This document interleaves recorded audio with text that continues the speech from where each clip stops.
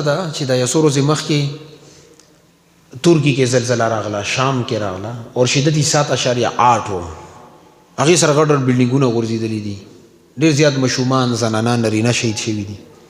او ما خو د یو ورځ مخکې رپورټ کتلو 2600 پورې شهداو ته تعداد ورسېدو. اوس چې کم خلک د ملبې د ښکته دي نه هغې بچ کېدلو امکان ځکه نشته چې څلور ورځې یو سړی لږه تنده تېره کړي نو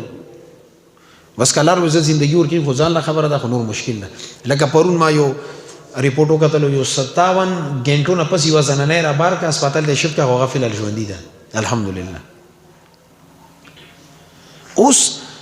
دا زلزله ولې راغله؟ زمونږ ستاسو د ګناهونو وجې نه راغله. ولې روایتو کې پیغمبر صلی الله علیه وسلم صفا صفا فرمیلی دي کله زنا عام شي زلزله به راځي، بېحیي عام شي زلزله به راځي، کله ملاوټ شروع شي کاروبار کې په اشیاو خورد و نوش کې او بیا خرڅېږي، دا به زلزله راځي. ناب تول کې کمی راشي زلزله به راځي، رشوت عام شي زلزله به راځي، زنا عام شي زلزله به راځي. دا ټول که نن وګورې معاشرې کې شته دي. بیا چې کله زلزله راغله اوس په دې اعتبار سره ګورو چې آیا دا عذاب دی او که دا امتحان دی. ولې زلزله د دو صورتونو نه خالی نشي کېدلی، یا ازمایش دی او یا عذاب دی. دا به اوس پیژنې څنګه چې دا د الله طرف نه عذاب و که ازمایش و. عذاب هله راځي چې کله نافرمانیانې وي، اور ازمایش هله راځي چې کله د خلق ایمان سره کامل وي، بیا الله پاک غواړي چې د ایمان کې نور استحکام پیدا شي، بیا الله پاک ورباندې ازمایش راولي. هغه به پیژنې څنګه؟ تاسو خپلې زندګي کې دا وګورئ، الله دې نه کړي اچانک ته خاندان وفات شو، اچانک ته کور کې مړي وشو، اچانک اکسیډنټ وشو، 4-5 کسان لاړو. دا به دوی ته په دوه نظر باندې ګوري، یا دا ازمایش دی یا عذاب دی. فرق یې څنګه کوي؟ که چېرې دا تکلیف نه پس انسان دا وایي چې الحمدلله علی کل حال، یا الله ستا امانتو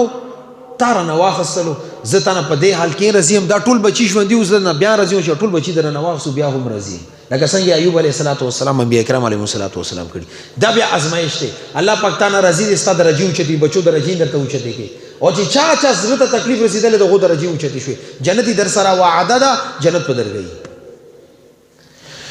اور دویم صورت که چېرې دا د ویلو چې یاله زه د دې عذاب ته کتلی وم دې دنیا کې،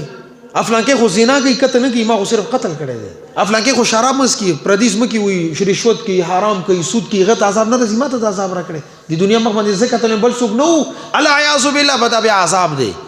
تا مخکې څه داسې بد کارونه کړي چې الله پاک درته صبر ډېر بیل در کړی و. ان بطش ربک لشدید. اوس ته پکړ ځای راغلی نیولی. دا پیمانه ده د ازمایش اور د عذاب نه چې حالات در باندې رسېدي ته په دوه نظر باندې ګوري چې دا ازمایش دی که امتحان دی که عذاب دی.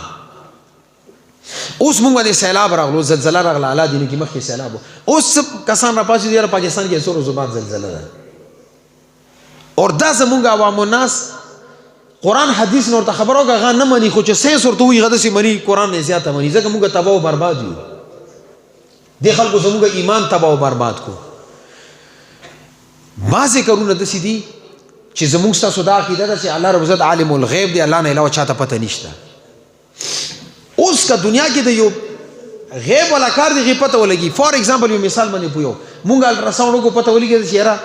دې زنانه په ګېډه کې یا ماشومه ده یا ماشوم دی. بعضې خلک وایي د کفر دی، ګناه ده، ما ووایه دا بس الله رب عزت کارونه دي، دا څه پریشاني خبره ده. خو الټراساونډ کې کیمرې ولګوله دننه یې وکتلو،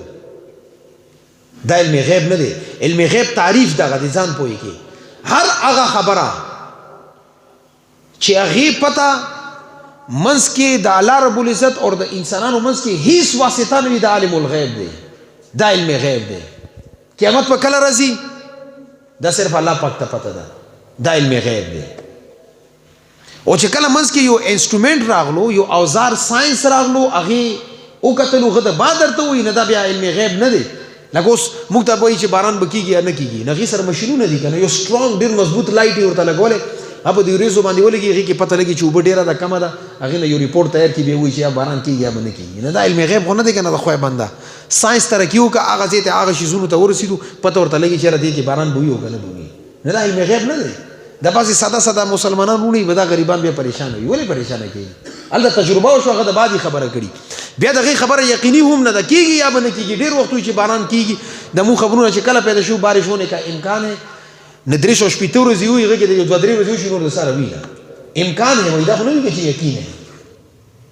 او چې کوم د قرآن حدیث وی غا یقین دی هغه کې امکان به نشته قیامت دا برزي قیامت علامات ذکر کړي دا بکیږي پیغمبر صلی الله علیه وسلم کوم شی زونه ویلي دا بکیږي دا یقیني نو خپل عقیده به دې باندې نه خرابې اوس دی وی چې سلسله کې کده چې اوزار سره معلوم کړي نو دې به ویل چې امکان دی او کني الله رب العزت په علم کې دا کیږي نه کیږي ادا الله په علم کې دا هو استاد مدري صدا تا پیغمبر صلی الله علیه وسلم ویلي دي چې ته استغفار کوه ولی الله رب العزت قرآن کې اعلان کړی وما كان الله ليعذبهم وانت فيهم پیغمبر صلی الله علیه وسلم ته فرمایي چې څومره پرې ته د امت کې وې عذاب نه ورکوم ځکه مشرکین مکه څومره ظلم کړی دی الله پاک دوه باندې عذاب نه دی راوسته اوهد کې د پاک پیغمبر صلی الله علیه وسلم غخونه مبارک شي جسم مبارک نه ویني تللی عذاب راغلی دی نه دی وانت فيهم ته پکې دویم یعنی سوکو وما كان الله معذبهم وهم يستغفرون عذاب نه ورکوم د امت مسلمه ته چې سونه پر استغفار کوي بس خبره ختمه ده رجوع الى الله طرف ته رجوع کول پکار دي زلزلہ در باندې شي کنه وي شي خودي سنځانانو تاسو ایمان باندې حمله کړی د ایمانی درته تباہ او برباد کړی دي زلزلہ کیږي کنه کیږي مهنګي را لاده ولې عذاب نه دي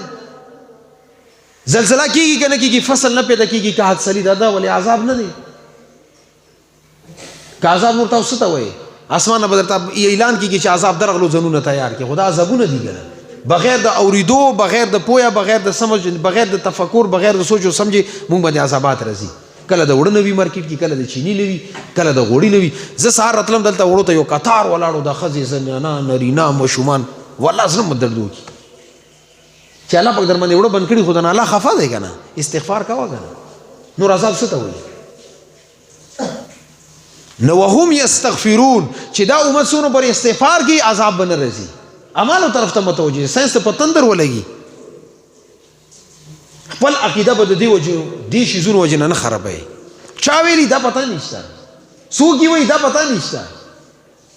بس خبره ده چلیږي زموږ د میډیا سرخوړلې ټول د يهوديانو لاس کې ده دا زموږ کله کله ایمان ازمایي چې دوی ایمان شته کني نشته نه کله یو کټون کله بل کټون او د ریسنټلی ډنمارک کې هالند کې او جرمني فرانس کې دغه ځکه قرآن پاک ونه سوزولو دا ټول امت مسلمان را دي عملي وکړل چې څه شته دوی کې کنيشته چې کله غو پوښي چې ټول به حصہ دي مثلا مخکې بل قدم وچت او چې لګ دلته شور او غوغا وشي احتجاج مظاهرات چغي سوري غوي چې را ایمان پاکستان دی لګ صبر ورته کوو صحیح ده زموږ تاسو ایمان ګوري او تاسو کې هر چا ته خپل ایمان پته ده چې زه څومره تکړه او څومره غیرتی یم او زه څومره په دین باندې ماین یم موږ ټول ته ښه پته لګي ارسنی هغه آسان مثال څه دی تا چې دلته زوري کار راغلو موږ د پرېخې دغه کار کوي خو دې مطلب دی چې ته د دین عاشق نه یې کنه دنیا اول د موږ بیا بعد کې دی اته سیدا تبلیغ ول مرګری د نصیر حسین مطالبه کینه هغه تقاضا ده هغه تقاضا ده به سروزي ته روان شي یا سره لاړ نشي خو دنیا د مقدم کا کنه نور دنیا مقدم څه ته وایي دا دی باندې خپل باندې ځان سره خپل باندې سوچ کړي حج در باندې فرض لس کاله تیر شو حج نه کوي خو دنیا مقدم ده کنه کاروبار د چلیږي حج د خو خیر داسې سړی وسه دا توقع ساتي چې دا په سبا دین د پر قرباني وکي او دا د ډنمارک یا د فرانس او یا د دې خلاف جهاد وي او دا به جنگي نه څه توقع ساتي دیو جن زما مسلمانانو خپل عقیده تحفظ او حفاظت دا په پهلا نمبر باندې دا نور شیزونه بیا دنیا دا وی ټیک ټاک نه وایي خبره نه ده ولا تاسو نه ډېر د غریبان خلک شته چې غیب په ټیم روټین وي خو تاسو نه خوشاله ژوندۍ تیری خو که ایمانی برابر دی دا کامیاب دی او که ټول دنیا ور سره د ایمانی کمزور دی او هیڅ ورسره نشته اعمال نشته تباہ او برباد دی ولی دنیا اسباب څوک جهنم نه نشي خلاصوله خبر ته چې څنګه کوشي بیا کوم کرنسی چلیږي غا اعمال دي بس اعمال طرف ته متوجه شي نو ټول امت ته پکار دی چې توبه استغفار وکړي الله طرف ته متوجه شي خپل ګناونو باندې توبه وباسي صغائر دي کبایر دي کوم سستی کاهلی د دین اعتبار سره د خپل ژوندۍ نه وباسو صحیح ده کنه ان شاء الله